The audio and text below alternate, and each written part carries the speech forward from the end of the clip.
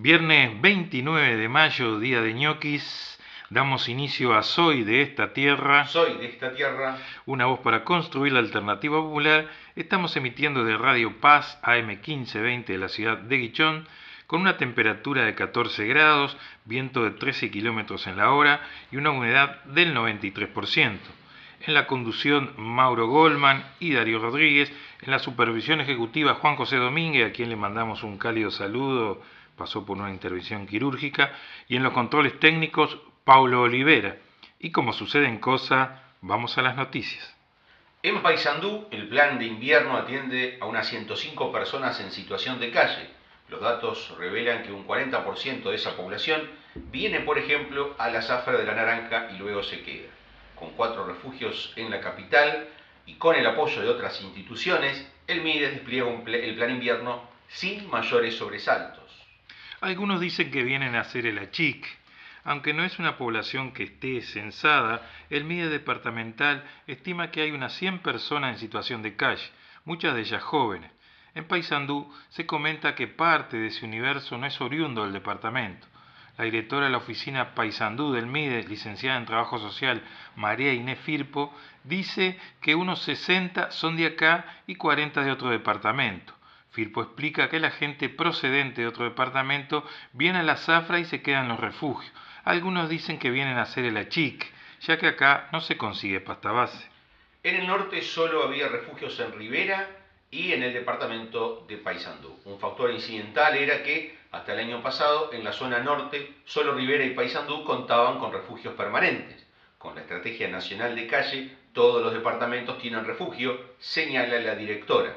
Paysandú dispone de 4 refugios: Santa Elena, Casa de Mujeres, el Batallón Leandro Gómez y Casa Puerto. Santa Elena, a ese lugar se le cuestiona por las condiciones de habitabilidad. Firpo manifiesta que al refugio atendió el martes pasado a 69 personas, el batallón 16, la Casa de Mujeres 14, Casa Puerto 10. Los números oscilan, a veces pasa algún extranjero, acotó la jerarca. Firpo recuerda que con el plan de invierno se arrancó el 15, ya estamos en 105 personas atendidas. En cuanto a la alimentación, el batallón cocina para 29 personas. Para el resto, cocina el refugio Santa Elena con insumos del Instituto Nacional de Alimentación, el INGA, y del propio MIDES. Pensar en el interés general. Juan Gorosterrazú estuvo en Radio Paysandú conversando, entre otros asuntos, sobre el proyecto que propone una prestación obligatoria y remunerada de servicios de salud por parte de médicos recién graduados. El objetivo, dijo, es garantizar atención en territorios donde hoy faltan especialistas.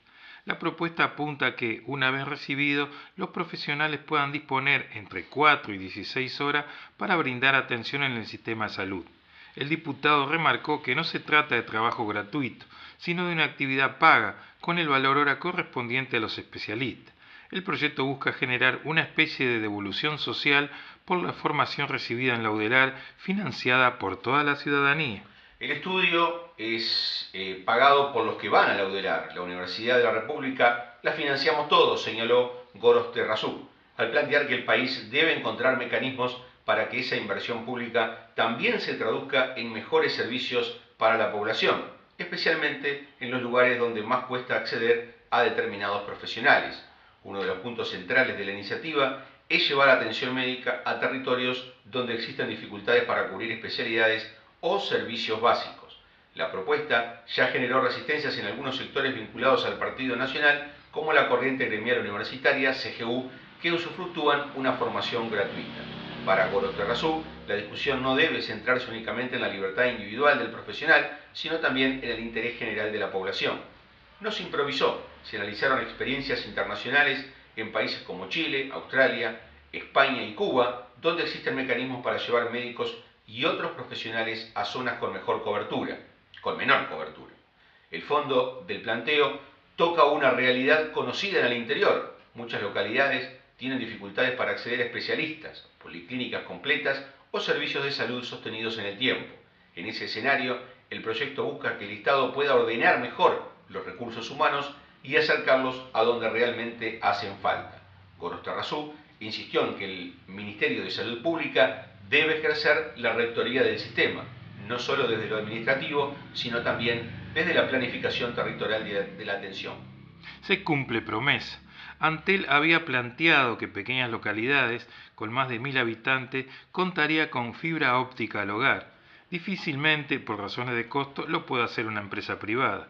El próximo miércoles 3 de junio, los primeros servicios de fibra óptica al hogar se instalarán en Porvenir. La obra abarca todo el pueblo. El alcalde Nilson Allende señaló al matutino local que hay gente que trabaja en línea desde su casa y no lo podía hacer con un 100% de efectividad por el problema de la conexión. Ahora con esto cambia radicalmente toda la señal.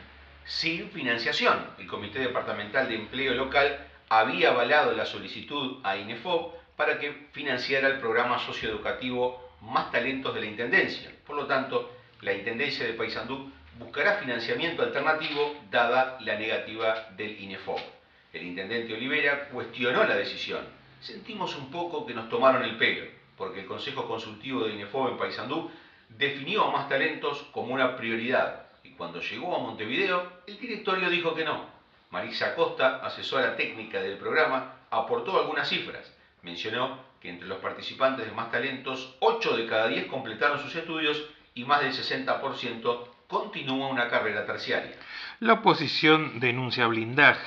Como resultado del último llamado del intendente de la Junta Departamental, el FA pidió la constitución de sendas comisiones preinvestigadoras sobre el excoordinador de ferias, Rodrigo Bercellino, y la directora de promoción social, Guadalupe Caballero. En ambos casos, el Partido Nacional, con el aporte de Edil Colorado, rechazó tal posibilidad. En su informe en mayoría, el edil Alejandro Colache sostuvo que no había prueba y hostigó permanentemente a la edila Natalia Martínez, solicitante de la investigadora sobre Bercellino. El FA dijo que no se quería investigar y que se blindaba al intendente. Liliana Intrire, de la misma fuerza política, al defender la constitución de la investigadora, marcó que el intendente terminó reconociendo la existencia de una investigación administrativa por Bercellino. Luego, la propuesta de Nicolás Olivera de crear la Fundación Más Paysandú no se trató. Hay diferencias a la interna del Partido Nacional. Esto es lo que estamos haciendo. El presidente de MEVIR, Andrés Lima, presente en Paysandú hace unos días, dio cuenta de las intervenciones que está haciendo el movimiento en el departamento. Hay obras en Chapicuí, arranca la construcción de 8 viviendas en Bellavista y se plantea radicar asentamientos en el eje de la Ruta 26, localidades de Ceballos, Federación, Soto, Gallinal y el Eucalipto. Esto se complementa con tareas en la Tentación tras la granizada. Nuestro propósito es definir, acordar, coordinar con cada gobierno departamental lo que va a ser el trabajo de MEVIR en el territorio, explicó Lima, quien posteriormente se reunió con el intendente Olivera. Por el Portland se sigue negociando. Tras intervención del presidente de la República, se abrió, tiempo atrás, una instancia de negociación entre FANCAT y el Ministerio de Industria, Energía y Minería. Como se sabe, la propuesta de los trabajadores organizados es el mantenimiento de la producción del Portland en Paysandú. La propuesta de FANCAP incluye ahorrar en gasto, manejar mejor el uso de los insumos, frenar innecesarias contrataciones, ganar en eficiencia e instalar equipamiento. Habrá que ver si la propuesta es de recibo para el gobierno. FANCAP intenta revertir propuesta de ANCAP consistente en concentrar la producción en mina y que Paysandú sea un centro logístico. Compren Portland de ANCAP. En su momento, la ministra Cardona envió una carta al Congreso de Intendentes para que las comunas se comprometan a comprar cemento ANCAP. La ministra de Industria, Energía y Minería quiere ser recibida por el Congreso. En la misiva, la ministra escribió que aspiran que las intendencias departamentales se comprometan a reservar una cuota de compra de cemento Portland producido por ANCAP para la ejecución de obras en sus respectivos departamentos. Cardona dijo que la nota surgió luego del encuentro en marzo con el intendente de Paysandú y otras delegaciones. Quiere articular compromisos. Tras recibir la carta al intendente sanducero, no le gustó leer que la administración de Yamandú Orsi ha realizado el mayor nivel de transferencias desde el gobierno central hacia los departamentos en la historia del país, con una inversión de 800 millones de dólares. Aunque fuera cierto, le molestó. Olivera, que suele ser contemplativo con el gobierno nacional, contestó. Tocale el timbre a Transporte y Obras Públicas. La Intendencia de Paysandú compra por la NEANCAD más allá de que es mucho más caro que otro cemento, y creo que está bien, aclaró Olivera, que a su vez tiene la idea de buscar la forma inteligente para potenciar el negocio y que las intendencias puedan hacerse de un insumo que es esencial para nuestras obras a un costo razonable. De paso, Cañazo sugirió que Cardona le toque el timbre a algunos de sus pares, como la ministra de Transporte y Obras Públicas, Lucía Echeverri, quien no siempre pide que se use Portland ANCAP en trabajo de rutas de hormigón. Sobre el tema de la transferencia procedente del gobierno nacional, que no es con ella que hablamos ese tema, eso lo conversamos con el presidente de la República, con quien acordamos las transferencias en función de que las intendencias nos ocupamos de temas de salud, pobreza infantil, seguridad, enseñanza y muchas cosas de las que quizás no nos deberíamos ocupar. Parado en los pedales, recordó que el gobierno del FA fundieron gas Sayago que brindaba un producto de primera necesidad. Hay que hacer fuerza para fundir una empresa. Cerró diciendo que esto se resuelve mejorando la gestión y haciéndola más profesional, tomando medidas y generando inversiones para que esos fierros viejos, que lamentablemente cada vez funcionan menos, se pongan a funcionar. El Ministerio de Industria, Energía y Minería debería ser más creativo. SAME 105 arrancaría en junio, no falta nada.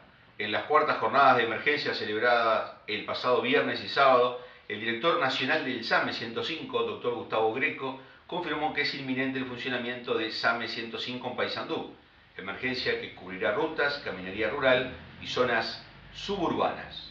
Fuentes del hospital señalaron a nuestro programa que no hay fecha de iniciación, alcance de la cobertura y cantidad de móviles a emplear.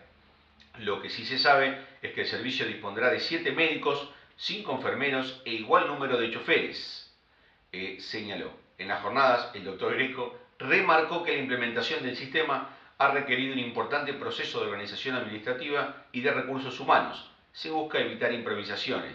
La base se asentará en el Hospital Escuela del Litoral y cubrirá el departamento. Después se piensa extender el sistema a las vecinas localidades de Guichón, Quebracho y Yum. El servicio busca cubrir a miles de personas sin acceso a emergencias móviles privadas.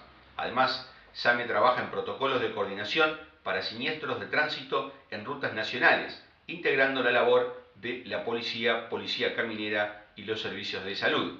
El departamento de Paysandú, según el informe Evolución Anual de la Siniestralidad en el departamento de Paysandú, Sistema de Información Nacional y de Tránsito del 2024 de la Unidad Nacional de Seguridad Vial, UNASEV, señala que hubo 155 heridos graves en 1.304 lesionados, fruto de 1.040 siniestros. La siniestralidad dejó 21 fallecidos. El tipo de siniestro tiene que ver con 933 colisiones entre vehículos, 196 caídas, 60 atropellos de animales, 58 despistes, 47 atropellos de peatones y 10 colisiones con obstáculos. Un año después, en el 2025, hubo en Paysandú 1.310 lesionados, 18 fallecidos, 12 en jurisdicción departamental y 6 en la nacional, 168 heridos graves, 1.124 heridos leves, siendo la tasa de mortalidad 14,8 cada 100.000 habitantes. A su favor, Paysandú puede señalar que un 92,4% de sus motociclistas usan casco. Y se nota. Paysandú sin referencia de UNASEP.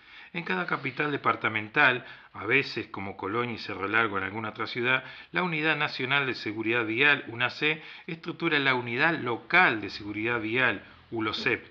La misma se constituye en un espacio de intercambio al que UNACE asesora.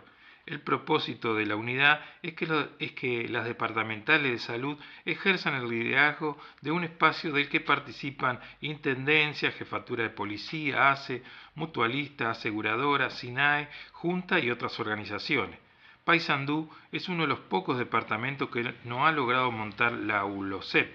La alta siniestralidad que determinó el funcionamiento de SAME 105 haría que este espacio pueda ser relevante. Paysandú cae pobreza y aumenta la indigencia. Techo Consultores del economista Arachán Gastón Núñez presentó las cifras de la pobreza en porcentaje, así como en cantidad de personas de Uruguay para los años 2024 y 2025. Dichos datos se basan en la encuesta continua de hogares del año 2024 y encuesta continua de hogares del año 2025 del Instituto Nacional de Estadísticas.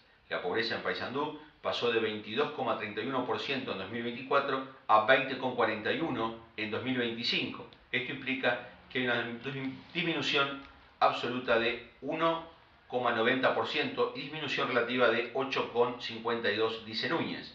En personas había 27.181 personas pobres en 2024 y cayeron a ser 24.825 personas pobres en 2025. Esto significa que hay 2.356 pobres menos en el último año, por lo cual la pobreza en cantidad de personas disminuyó en términos relativos, un 8,67%. La indigencia en Paysandú pasó de 2,18% en 2024 a 2,29% en 2025.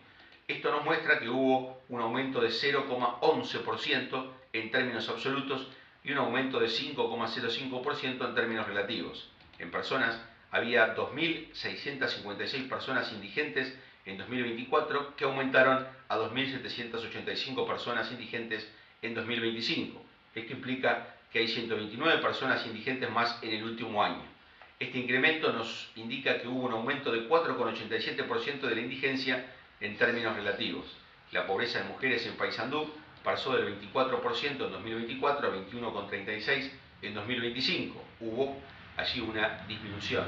Había en el 2024 14.809 mujeres pobres, disminuyendo un año después a 13.159, por lo cual hay 1.651 mujeres pobres menos. La pobreza en hombres en Paysandú pasó del 20,40% en 2024 a 19,39% en 2025. Había 12.266 hombres pobres en el 2024, disminuyendo a 11.640 el año pasado, por lo cual hay 626 hombres pobres menos en el último año. 2011 a diario, de lunes a viernes. Elegí informarte, elegí saber. Con vos es posible. Suscríbete. Precio promocional 350 pesos. 099-326-150. 2011. El diario de la tarde.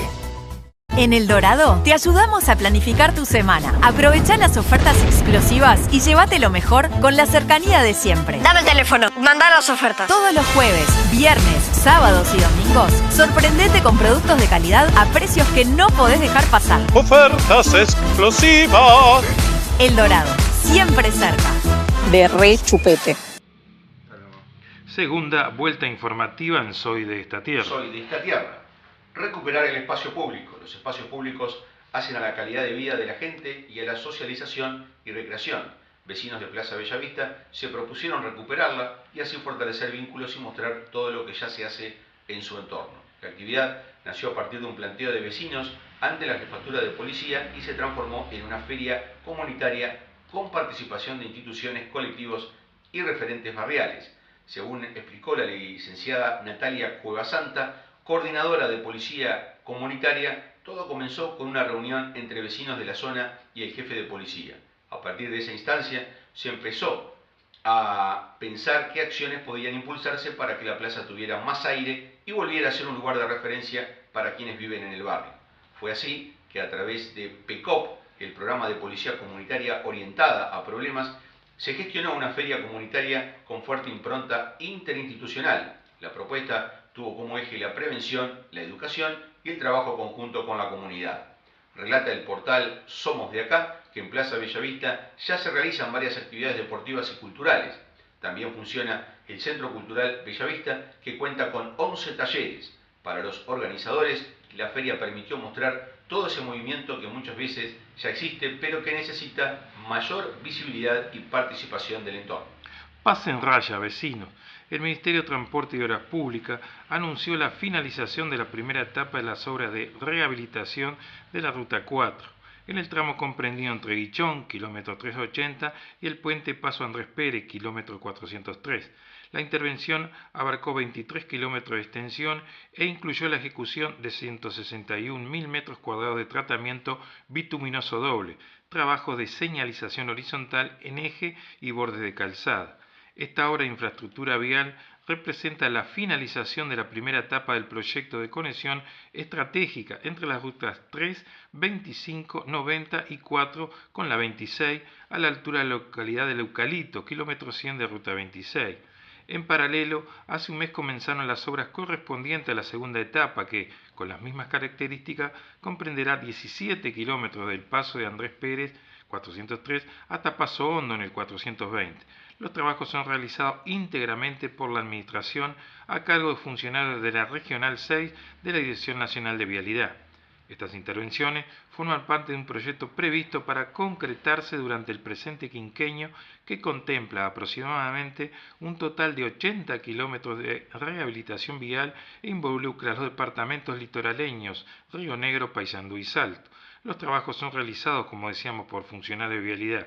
Todas ellas son obras muy esperadas por los vecinos de los territorios involucrados. Quieren que Paysandú reverdezca.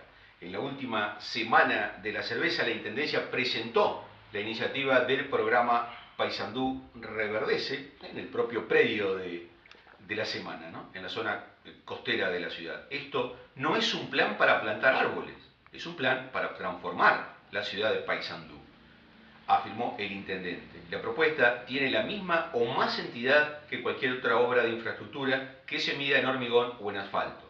En esta primera etapa se procederá a la realización de un censo georreferenciado del arbolado urbano.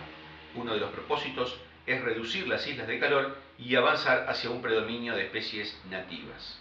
El censo será realizado con participación de estudiantes del técnico forestal del Polo Tecnológico y permitirá conocer cantidad, calidad, especies y estado de conservación del arbolado. Para esta actividad, como en otras, la Intendencia apeló a expertos extranjeros.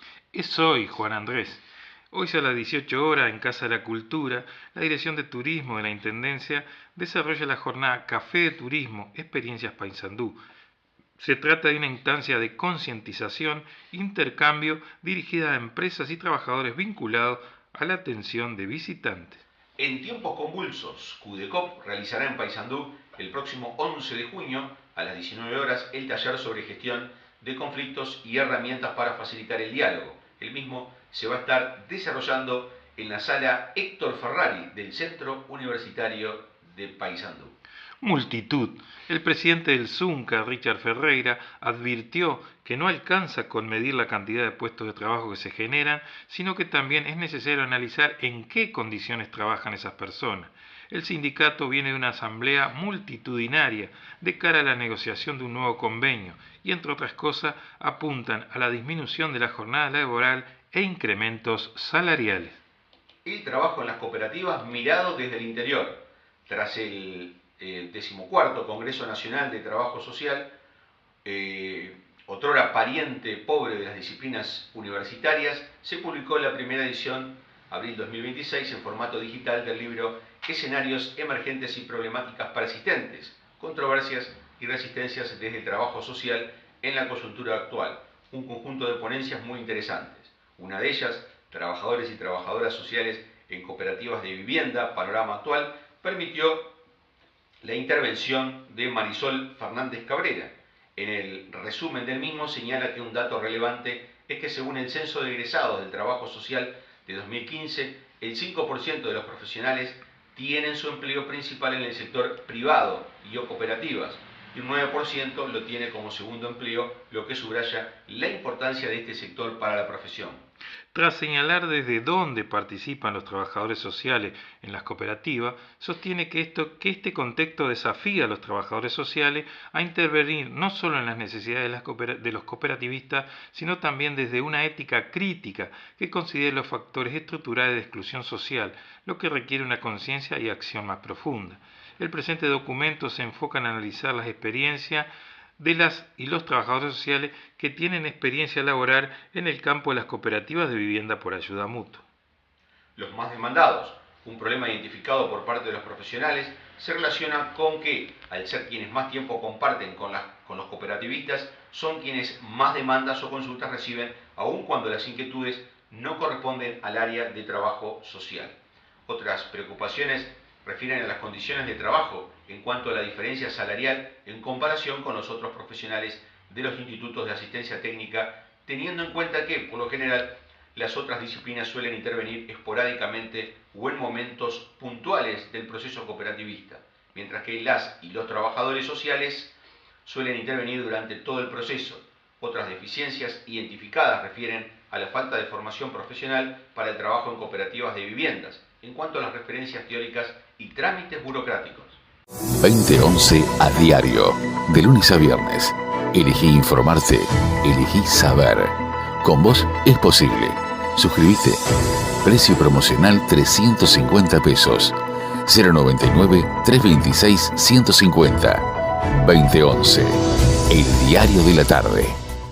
En El Dorado te ayudamos a planificar tu semana. Aprovecha las ofertas explosivas y llévate lo mejor con la cercanía de siempre. Dame el teléfono, manda las ofertas. Todos los jueves, viernes, sábados y domingos, sorprendete con productos de calidad a precios que no podés dejar pasar. Ofertas exclusivas. El Dorado, siempre cerca. De re chupete. Bueno, con mucho gusto, a partir de este momento estamos recibiendo a Horacio Merlo, un activista cultural del departamento de Paysandú, a quien le damos los muy buenos días. Buenos días, bueno, muchísimas gracias por esta oportunidad de llegar a todos los oyentes. Bueno, Horacio, quizá empecemos por lo más sencillo. ¿Cómo surgió esta suerte de amor por el teatro? O sea, que casi por casualidad. En realidad es casi como a simple oída, porque yo estaba escuchando la radio con mi tía y justamente anunciaban de que estaban convocando para formar parte del elenco juvenil de arte dramático de Casa de Cultura. Y yo le pregunto a mi tía qué era arte dramático y me dijo teatro, y yo digo, eso es lo que quiero hacer. Y así surgió, pero a mí nunca se me había ocurrido hacer teatro, jamás. No es algo que, yo qué sé, de niño, por ejemplo, quería ser militar, quería ser abogado para defender a los pobres de las injusticias. O a veces en la familia surge de algún familiar que está cercano al arte o... Sí, en el caso mío por el lado de la música, pero por el lado del teatro no, por lo menos no tenía antecedentes. Uh-huh. Y bueno, ¿qué te dejó el pasaje por la Intendencia como coordinador cultural? ¿Desde ahí, de la institucionalidad, se pueden hacer cosas? Y se deberían, se intentan. Lo que ocurre es que es un tema muy, muy burocrático. No depende solamente de tener buenas ideas, sino también de que haya dinero. Sin dinero no se puede hacer absolutamente nada. Y la cultura siempre es la cenicienta, es verdad eso que dicen, que es la cenicienta, es de verdad. Porque lo primero que se recorta es la cultura. Lo primero que se recorta es horas extras si el personal tiene que trabajar en el caso de los fines de semana, por ejemplo, en caso de cultura. Entonces, por supuesto que la experiencia que a mí me dejó fue muy enriquecedora. Estar del otro lado y cómo a veces cuando uno quiere hacer cosas no te dejan hacer. Entonces, eso también... a uno como gestor cultural independiente te hace ver que vos no podés depender de nadie. Vos tenés que salir y hacer lo tuyo, olvidarte de, a ver si... No, hacerlo, porque el hacer es donde realmente se demuestra, haciendo se demuestra. Y por supuesto que hay muchos impedimentos, sí, claro que los hay, sobre todo económicos, pero creo que para mí fue una experiencia buena y que en lo personal entregué 1 año y medio de mi vida, y al entregar 1 año y medio de mi vida yo me posesiono siempre con algo y entonces es lo único que hago. Y ahí me di cuenta que incluso si a mí no me hubiesen sacado, porque en realidad me sacaron, si a mí no me hubiesen sacado, yo de cualquier manera ya estaba pensando en dejar, porque estaba dejando mi vida ahí. Y estás luchando contra los molinos de viento, y entonces ¿quién soy yo? ¿Soy el Quijote? No. Claro. Ahora, en esa perspectiva, ¿es difícil hacer teatro en el interior? En todos lados es difícil, ¿eh? Ahora, yo creo que lo importante es uno, que haya ganas y que a su vez uno también con la realidad la pueda transformar. Y nosotros, los artistas, los actores, trabajamos muchísimo con la realidad. Entonces, la realidad es no tener un espacio, la realidad es no tener un lugar donde ensayás en tus casas, la realidad a veces es si querés encarar alguna obra que todavía los derechos de autor están vigentes, entonces también se genera a veces conseguir esos derechos y después, bueno, el hacer. Entonces, tenés que entregar y todo consume tiempo. Entonces, si vos estás consciente de que es eso lo que te gusta, no hay cosa difícil. ¿Y hay a nivel del Estado, hay algún marco legal que proteja la actividad, alguna ley? Sí, se ha logrado desde hace muchos años. Primero desde el 92, cuando nace la Comisión de Fondo Nacional del Teatro. Yo creo que esa idea que fue peleado por todos los teatristas independientes durante muchos años, que existiera esa comisión. Allí existen 2 veces al año la posibilidad para puestas en escenas o para infraestructura. Por ejemplo, el grupo nuestro, todo lo que nosotros tenemos, desde las sillas, consolas de luces, los tachos de luces, los cables, los aires acondicionados que compramos para el nuevo local, es decir, todo lo obtenemos a través de los fondos. Y ahora lo que se ha dado desde la Comisión Honoraria del Teatro Independiente, que existe un fondo por ley. Son 30 millones. ¿Es poco? Sí, claro. 30 millones por año. Por año, ahí va. ¿Es poco? Sí, por supuesto, es poco. Pero bueno, hay algo. Y entonces, allí los teatristas del interior tenemos 2 consejeros. Lo mismo que en la Comisión del Fondo Nacional del Teatro. Entonces, pero de cualquier manera, los teatristas del interior siempre estamos en desventaja. ¿Por qué? Porque en una comisión de 5 somos 2. Entonces, automáticamente siempre estás en minoría, pero se pelea muy bien por obtener más recursos. Y esta ley, ahora que ya está destinado a esos fondos, bueno, ahora cuando llegue esos fondos y se empiece a distribuir, va a ser una gran ayuda para nosotros los teatristas. ¿Cómo se hace, Horacio, para generar nuevos públicos para el teatro? El otro día lo escuchábamos a Jorge Mores y decía eso, que veía que se repite la gente que va a las distintas salas, digamos. Sí, la verdad... La posibilidad de que vayan a las escuelas muchas veces es interesante, ¿no? Esa es una vía, por ejemplo. Sí, claro. Y se hacen puestas también para estudiantes liceales, a veces en coordinación con profesores de literatura. Claro, nosotros, por ejemplo, desde el Loco Julio en adelante, venimos coordinando, se llama el Aula al Teatro. Coordinamos anticipadamente con los profesores. Hacemos incluso talleres con los profesores y con los alumnos previo, después van a la función, al teatro. En este caso, en Paysandú, la posibilidad de contar con un teatro como el Florencio Sánchez. Y después la devolución, una devolución escrita de qué les pareció, no solamente la obra, sino el hecho de, para muchos de ellos, primera vez ir al teatro. Incluso muchos capaz ni siquiera pasan por la peatonal.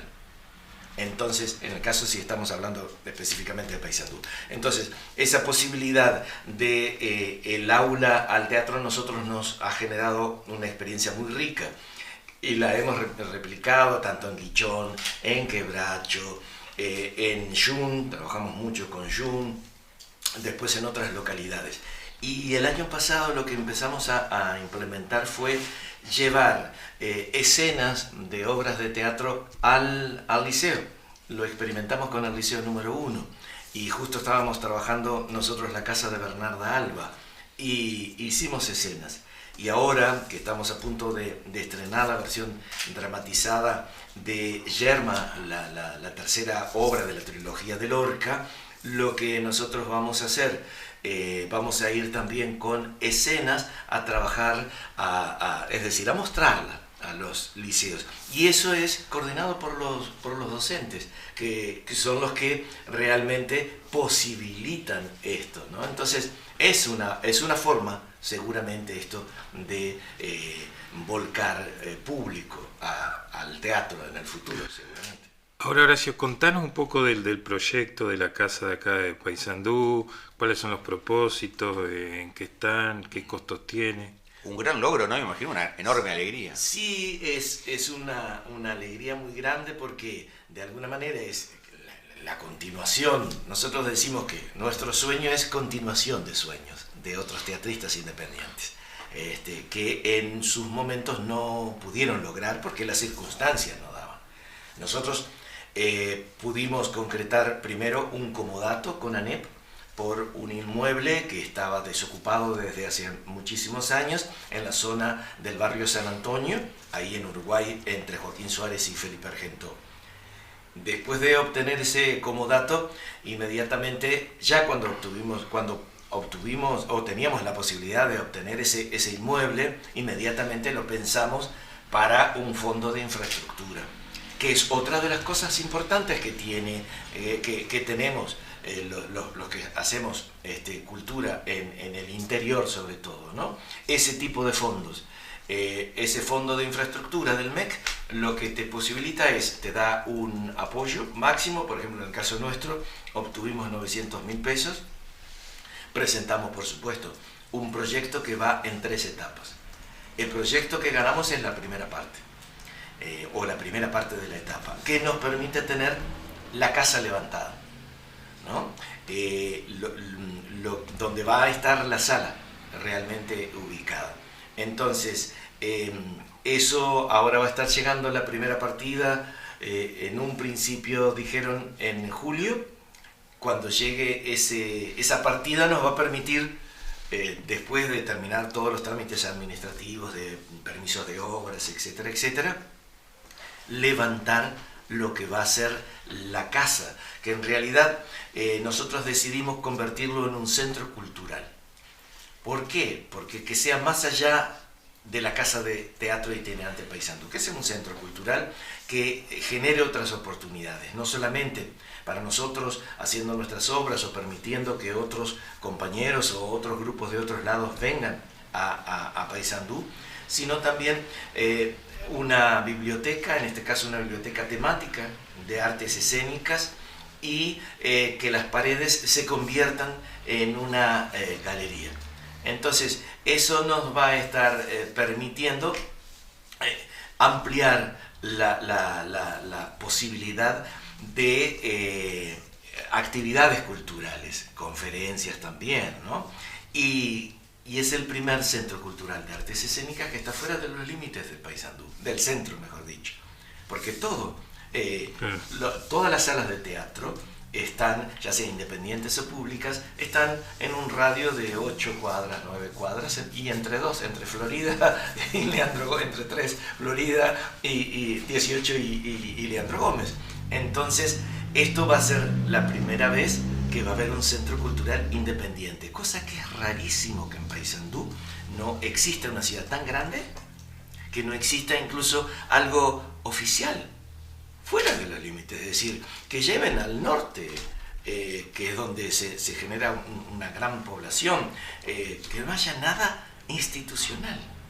Es claro. Raro. Acá lo hay en la parte deportiva, ¿no? Que hay un complejo en la zona norte que se inauguró hace poco. Y en temas culturales conocí el año pasado, el anterior, en Concepción del Uruguay, a través de la municipalidad, en un barrio humilde de la ciudad, ahí se creó un complejo, una sala de cine y un comedor también contiguo, digamos, ¿no? Claro. Y que generó un cambio importante para la gente de la zona, ¿no? Pero sí, totalmente, porque nosotros cuando empezamos, salió publicado y cuando fuimos a cortar el pasto y todas esas cosas, enseguida, por supuesto, estuvimos presentándonos y conversando con los vecinos que estaban ahí.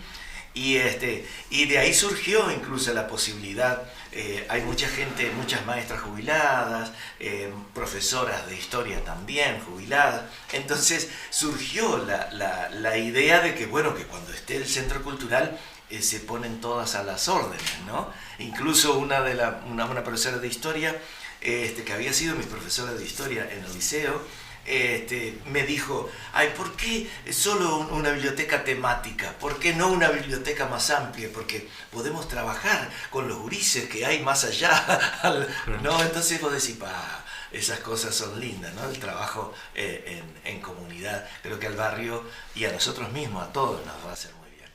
Centro Cultural Omar Ostuni se va a llamar. Omar ¿Quién fue Omar Ostuni? Ostuni? En pocas palabras, Mira, te pregunto.